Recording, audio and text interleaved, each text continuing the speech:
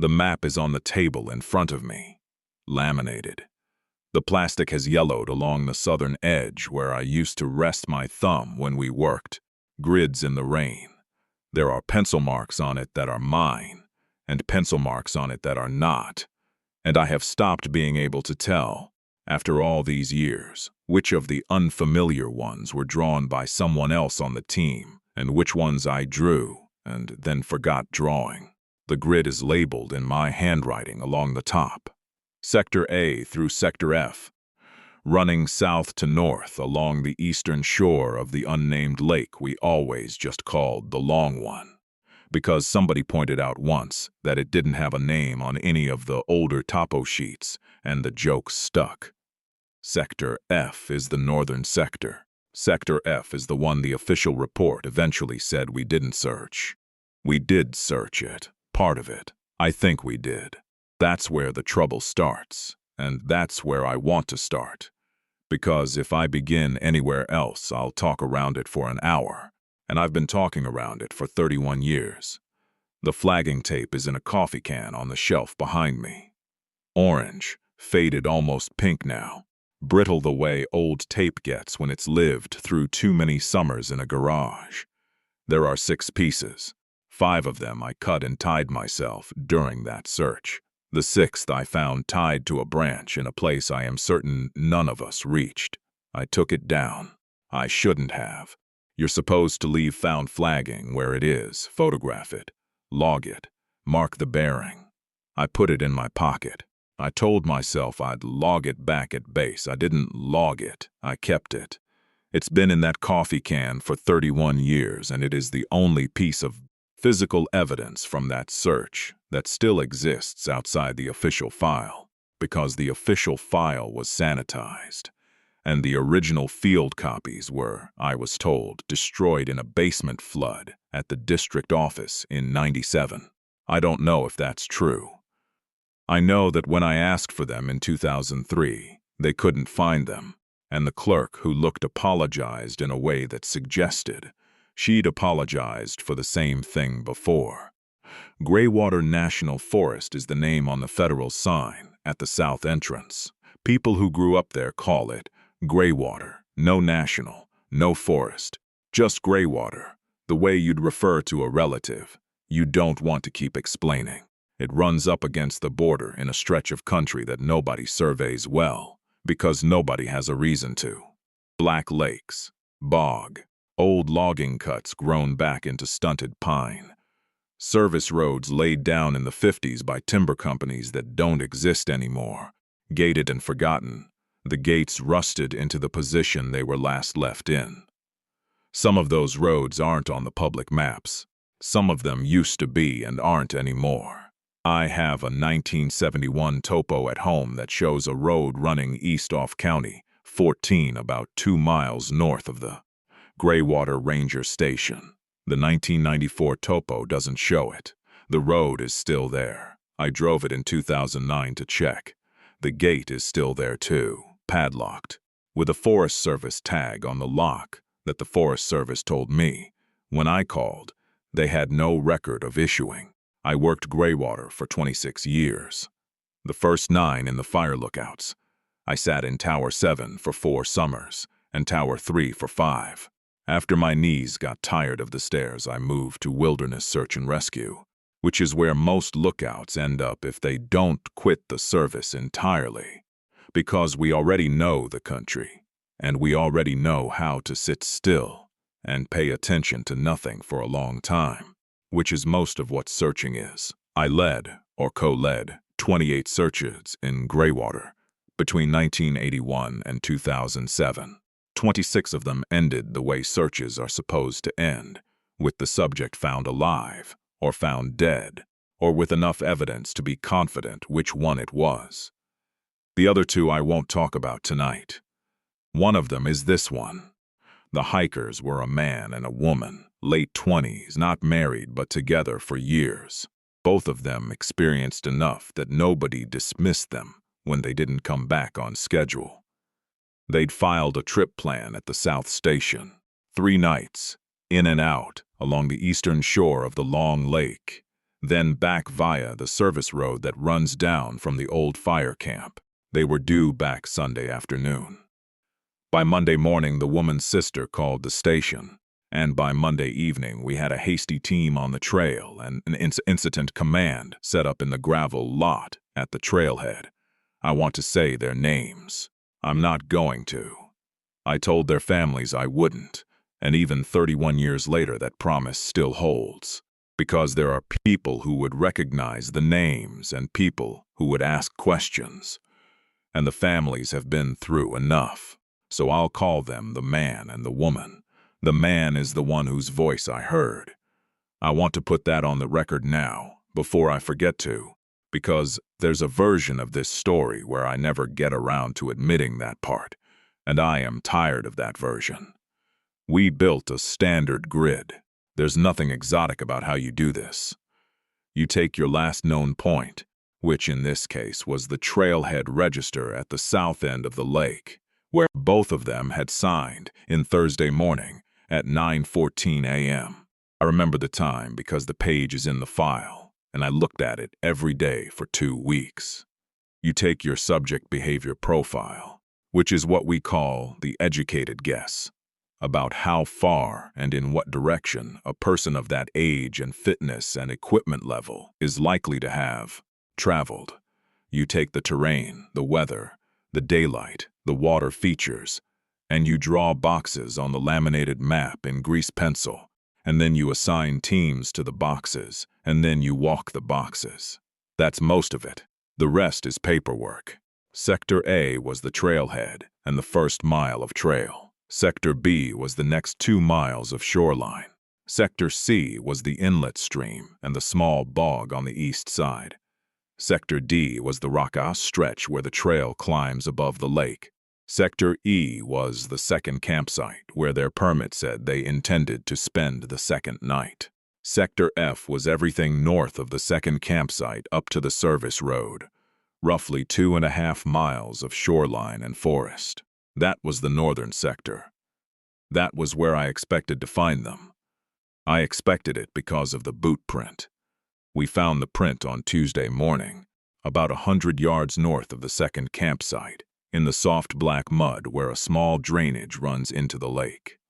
Vibram sole, size 11, matched the spare pair the man had left at home, which his brother had photographed and sent us. The print pointed north. It was the only clear print in the area, which is odd in itself. You usually get a partial trail, not a single isolated impression. But the ground north of there is mostly rock and needle duff, and doesn't take a print well, so I didn't think much of it at the time. I logged it. I photographed it. I flagged the tree nearest to it with a piece of orange tape and wrote the bearing in my field notebook. That's flagging tape number 1. That tree is still standing, I think. I haven't been back to check in a long time. We also found a torn piece of rain jacket sleeve. Blue Gore-Tex, the kind that was popular then, caught on a low branch of a jack pine, about 40 yards farther north along the shoreline. Same color as the jacket the woman was wearing in the photograph her sister gave us. The tear was clean and recent. No fray, no weathering. The branch was at about chest height for a person of her size. I remember standing under it with the dog handler, a woman named Pat, and Pat saying, without looking at me, "She came through here moving," and I said, "Yeah." And we both stood there a second longer than we needed to, because there was something about that sleeve that didn't sit right. And neither of us wanted it to be the first to say what. What didn't sit right was that the branch was 12 feet off the trail, in heavy brush, and there were no other signs of passage. No broken twigs leading to it, no scuff in the duff under it, nothing on the branches around it. A person doesn't get a sleeve torn off in heavy brush and leave no other trace. A person leaves a corridor. This was a sleeve hung on a branch in the middle of undisturbed forest. I flagged the branch. That's flagging tape number 2. I wrote in my notebook, torn sleeve, no approach sign, possible staged. I underlined possible staged twice. That note is not in the official file. I'll get to that. The third flag I put up was at the start of what I came to think of as the line, although I didn't have that word for it yet. About a half-mile north of the torn sleeve, the trail rises a little, and then drops down into a small saddle between two low ridges. The forest in that saddle is older than the forest around it. The trees are bigger. The understory is thinner. It's the kind of stand you sometimes find in northern forests, where for whatever reason the fire history skipped a patch, and the old growth held on. It feels different when you walk into it. Cathedral feeling, cooler, quieter. But that day it wasn't quieter, it was silent. And I want to be careful with that word, because everybody who tells a story like this uses it, and most of them mean quiet. I mean silent. I stopped walking about 30 feet into the stand, because I couldn't hear my own boots in the needles anymore. I tested it. I scuffed my heel deliberately into the duff. I heard the sound, but it was wrong, flattened, close to my ear, like the sound had come out of my boot, but not gone anywhere afterward. No echo off the trunks, no carry. The forest wasn't absorbing the sound. The forest wasn't there to absorb it. Pat came up behind me with the dog, a German shepherd named Cricket, who'd worked with her for 6 years, and who I'd seen find a body under 3 feet of snow in conditions that would have stopped most handlers. Cricket stopped at the edge of the old stand and sat down, just sat. Pat clicked her tongue, and Cricket looked up at her, not anxious, not refusing exactly, just declining. Pat said, "Cricket, work." Cricket didn't move. Pat said it again, sharper, and Cricket lay down. Pat looked at me. I have known a lot of dog handlers, and I have never seen one look the way Pat looked at me in that moment, which was a look that said, "Please don't ask me to make her do this." I didn't ask her to.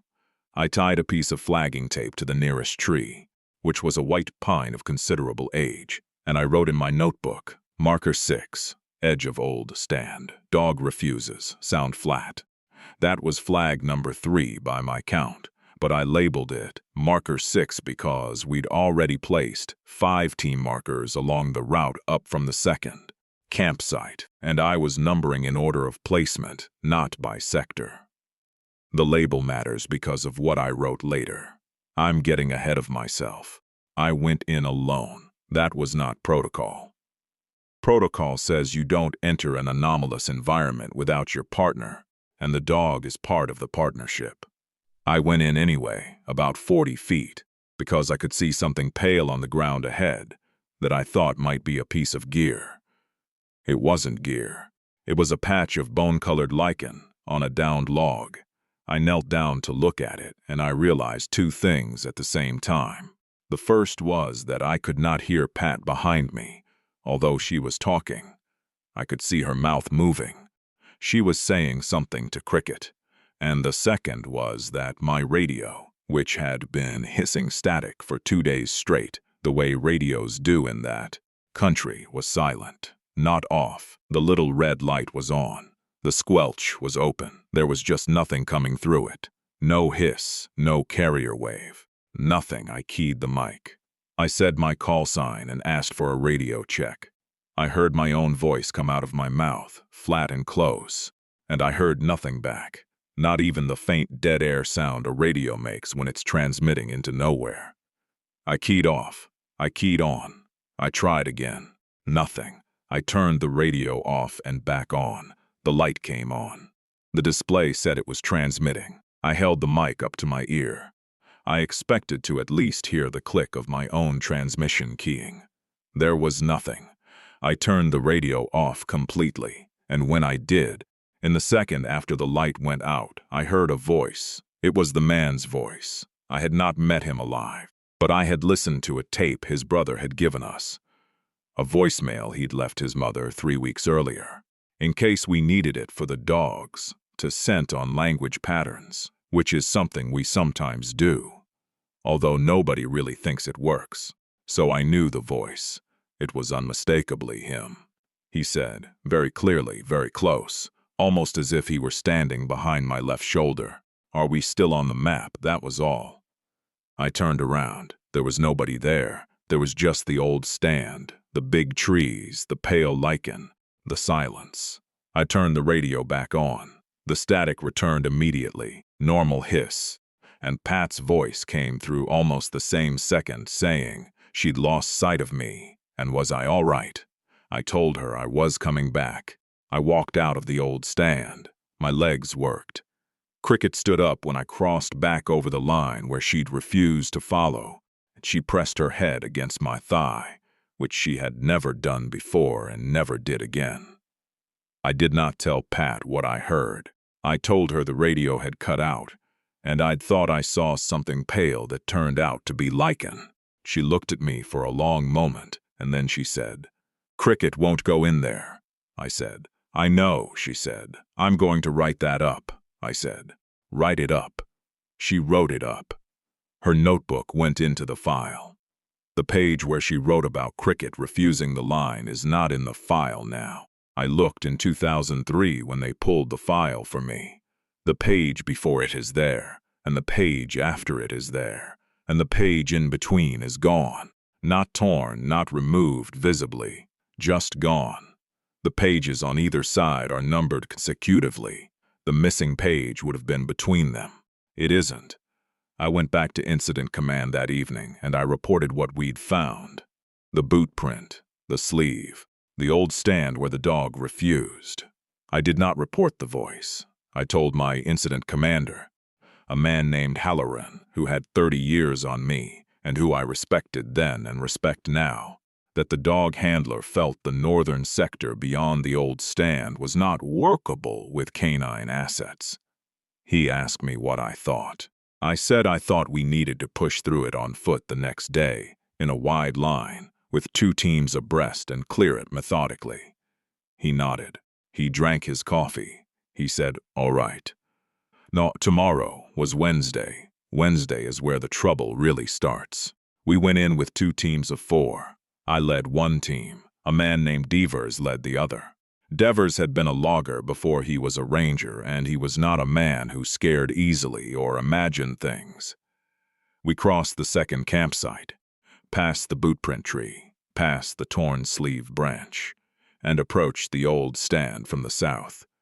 We had agreed to enter abreast, 1 team on each side of the trail, 20 feet between each searcher, walking slow, calling out every 30 seconds.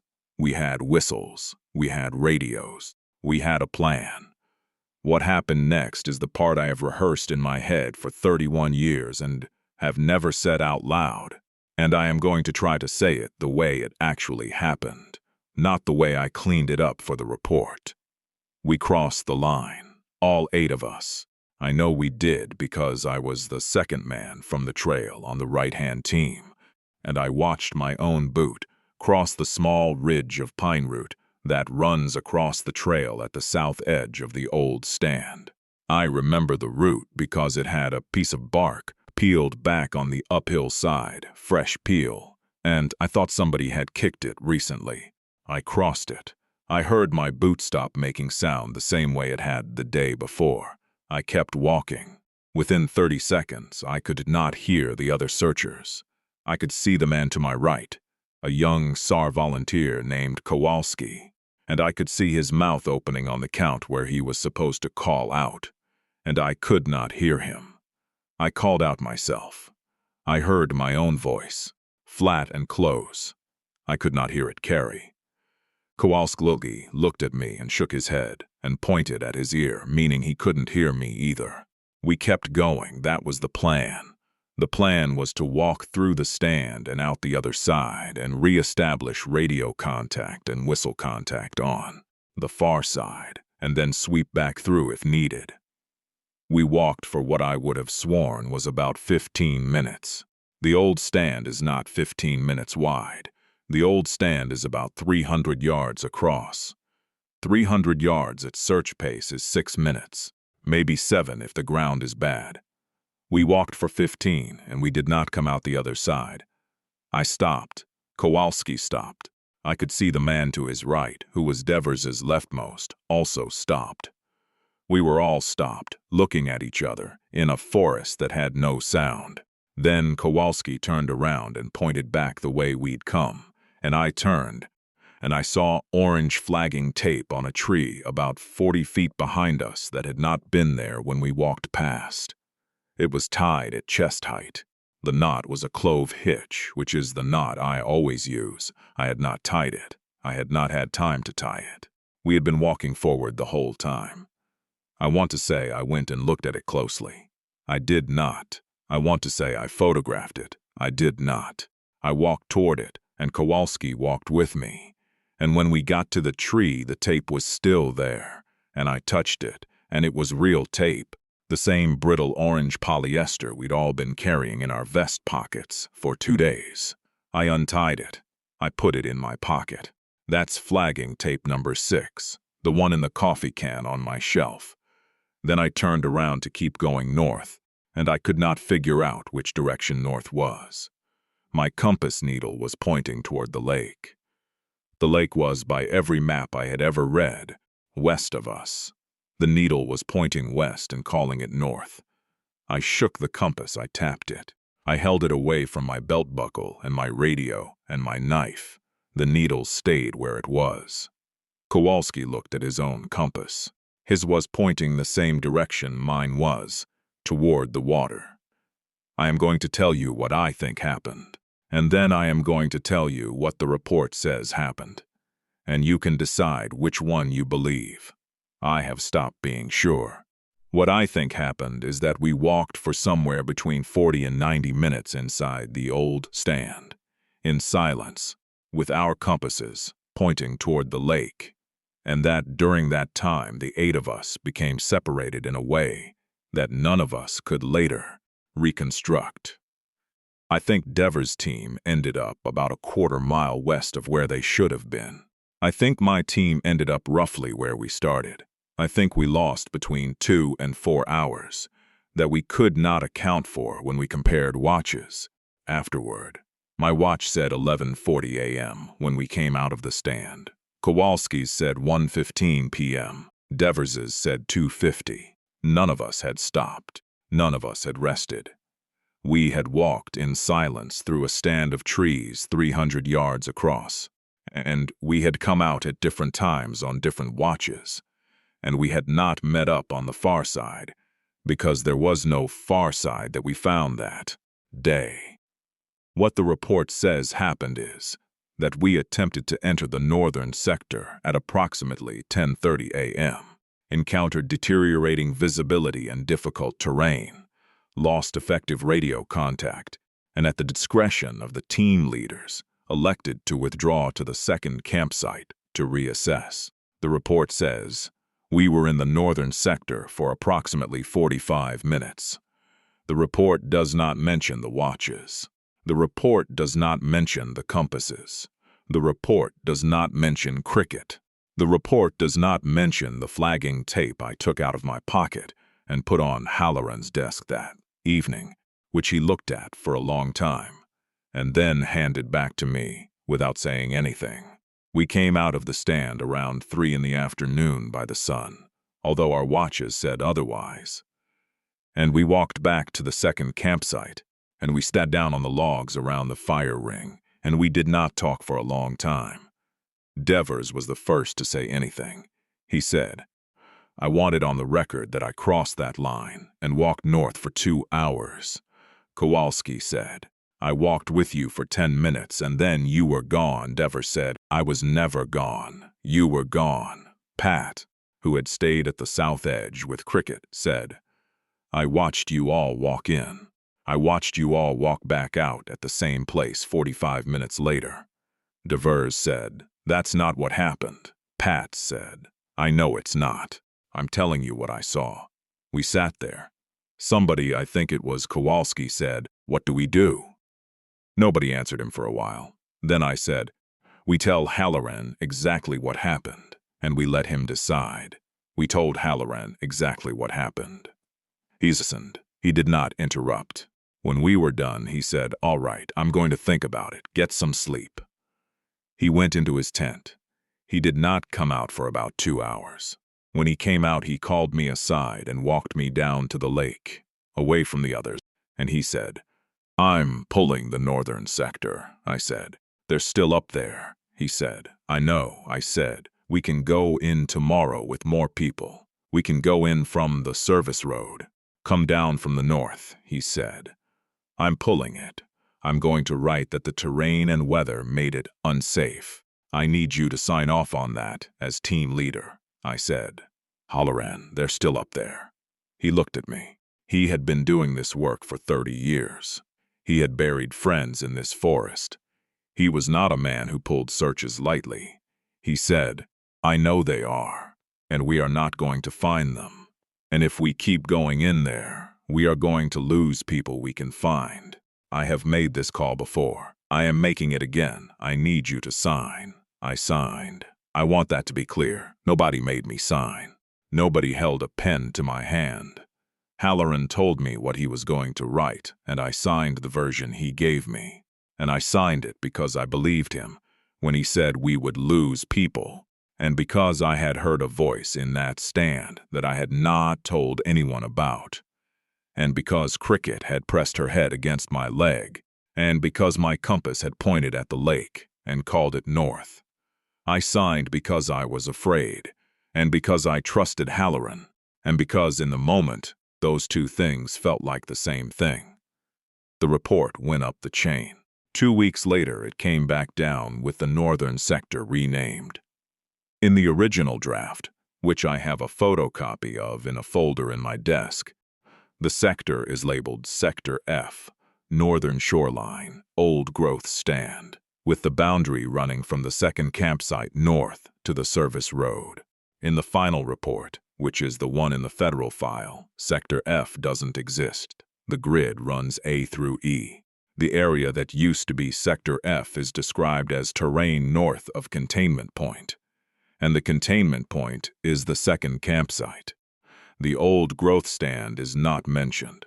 The boot print north of the campsite is not mentioned. The torn sleeve is described as found near second campsite without a bearing or distance. Cricket's refusal is not mentioned. The lost hours are not mentioned. The flagging tape is not mentioned. The hikers were declared missing, presumed deceased, the following spring. The case file was closed in 1996. I retired in 2007. I have not been north of the second campsite since the day we walked out of the stand.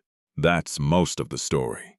There are 2 things left that I have not said, and I am going to say them now, because I told myself when I sat down at this table that I was going to say them. And if I stop here, I will lose my nerve and not come back to it. The first is what I wrote in my field notebook on the evening of the day we entered the stand, before Halloran pulled the sector, and what I later erased. I wrote, "No sound past marker 6. I wrote, "Voice on radio when radio is off." I wrote, "He asked if we were still on the map." I wrote, "I think he is still walking." I erased the last 3 lines that night with a pencil eraser. Badly, you can still see the impressions. I left the first line, "No sound past marker 6, because it was the kind of thing a tired ranger writes about radio shadow, and nobody would think twice about it. The pages from that notebook are in the file. The erased lines are not legible without good light and a low angle, but I know they're there because I put them there. I have not told anyone about the erased lines until now. The second is this. About a year after the search was called off, in the early fall of the next year, I drove up the service road from the north on my own time, parked at the gate, and walked down toward the old stand from above. I told myself I was just going to look. I had a radio, a compass, a whistle, a first aid kit, and a sandwich. I walked about 1.5 miles down the old logging cut and into the top of the stand from the north. The compass behaved normally. The radio hissed normally. I heard birds. I heard my boots. The forest was a forest. I walked through the stand from north to south, and I came out at the second campsite in about 20 minutes, which is the time it should take. I saw no flagging tape. I saw no boot prints. I saw nothing unusual at all except for one thing. which is that on a branch of a white pine about halfway through the stand, at chest height, there was a piece of orange flagging tape tied in a clove hitch. The tape was fresh, not faded. The knot was tied the way I tie a knot. The piece of bark on the pine root at the south edge of the stand had been peeled back recently, the same fresh peel I had noticed the year before. I did not take the tape down. I left it. I walked out to the second campsite. I walked back along the shoreline to the south trailhead. I drove home, and I did not tell anyone I had gone. I have not been back since. I do not know if the tape is still there. I have to assume that someone or something tied it after I left, because nobody else had any reason to be in that stand that year, and because the knot was mine, and because the bark peel was fresh both times, a year apart, on the same route. I am telling this now because last month I got a phone call from a woman at the regional office who was trying to track down old SAR team leaders for what she called a records reconciliation. She said the Federal Archive was missing some files and some of the older case numbers didn't match the current sector maps, and she was trying to figure out which searches had taken place in which sectors before the boundaries were redrawn in 1998. She asked me about 3 cases by case number. The third one was ours, she said. I have a note in the margin of this one that says, Northern Sector pulled for safety. Do you remember which boundary that was? I told her I remembered. I told her where the boundary had been. She was quiet on the line for a second, and then she said, that doesn't match what I have. I have the boundary about 1.5 miles south of what you're describing. I asked her what was in the area she had as the original boundary. She said, there's nothing there now.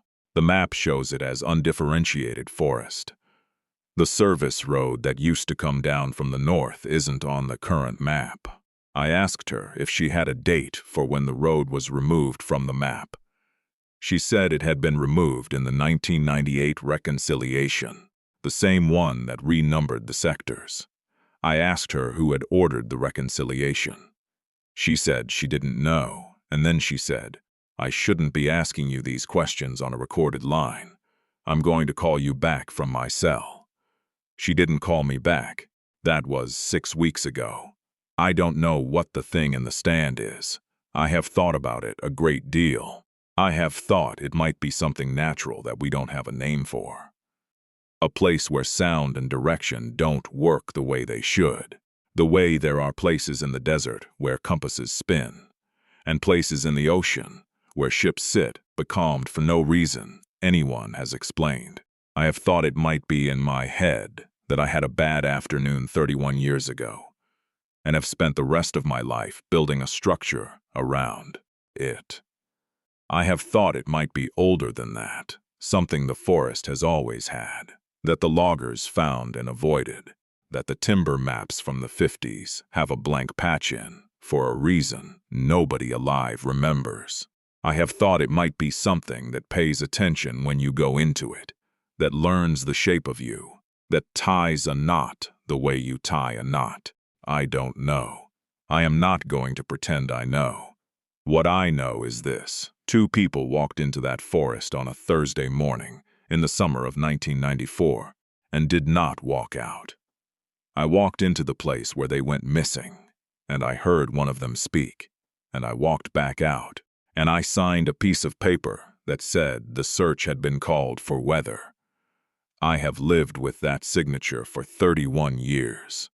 I am 68 years old.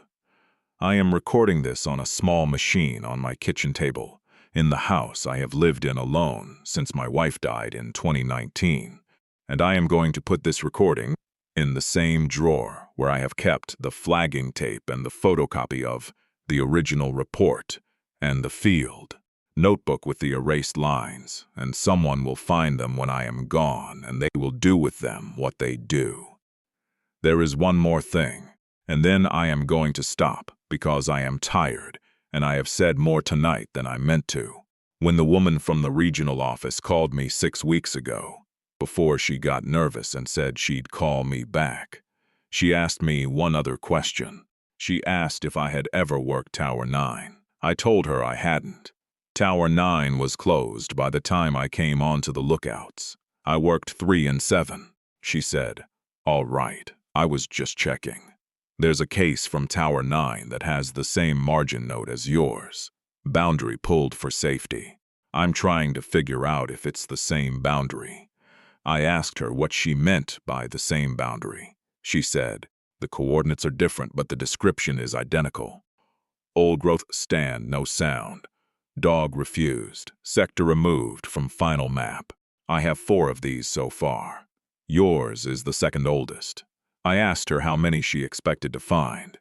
She said she didn't know yet, and then she said the thing about the recorded line, and then she hung up. And that was 6 weeks ago, and I have not heard from her since, and I do not know her name, because she gave it to me at the start of the call, and I wrote it on a piece of scrap paper. And when I went to look for the scrap paper the next morning, it was not on the counter where I had left it. I have looked for it. I have not found it. I have a name in my head that I think is her name, but I am not certain enough of it to say it out loud, because I have learned, over 31 years, to be careful about the names I am willing to put on the record. The flagging tape is still in the coffee can. The map is still on the table. The notebook is still in the drawer. I am going to turn the machine off now and go to bed, and tomorrow I am going to put this recording with the rest of it, and I am not going to listen to it again, because I know what I said, and I know what I did not say, and I know there is at least one thing I still have not said, which is the bearing the compass pointed to when it told me west was north. I wrote it down once on the back of the laminated map in pencil. It is still there. I can see it from where I am sitting. I am not going to read it out loud. Not tonight. Maybe not ever. There are some numbers you do not say into a recording machine alone, in a house at night, in a forest county, with the windows open, when you have already admitted you heard a dead man's voice through a radio that was turned off. That bearing is the last thing I have not given them. I am going to keep it a little longer,